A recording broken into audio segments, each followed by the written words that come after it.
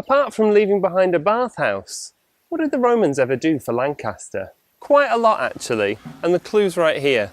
Let's get roaming about.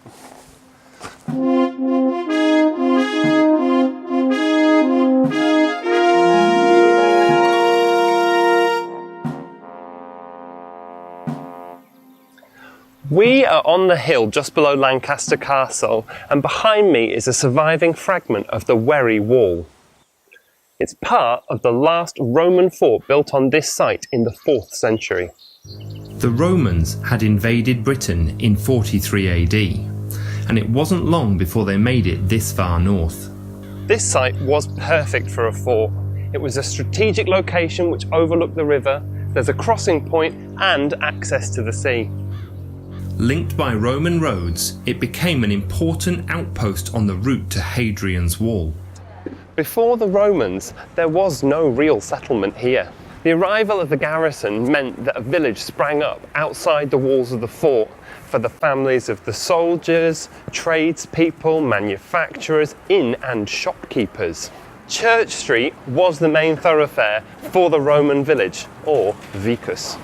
By the 5th century AD, the Romans had gone, but the settlement they left behind endured and became known as Lancaster. We see the genesis of the modern name in the Domesday Book. Lancaster literally means a fort on the River Lune, echoing back to the Roman occupation on this site. That's the origin of the name that we know, but what was the settlement called in Roman times? This milestone marker was found on the route of a Roman road near Caton. Quattro milia passum. What did the L stand for? Lunium? Lancastrium? Lunum? We're left with a Roman mystery. So what did the Romans ever do for Lancaster, other than create the settlement in the first place? Well, there's the port. Well, obviously there's the port. What else did they do for Lancaster? Well, what about the bathhouse and all those artefacts? Well, yes, okay, the bathhouse and the artefacts. What else did they do for us? Well, there's the roads. Well, the roads go without saying!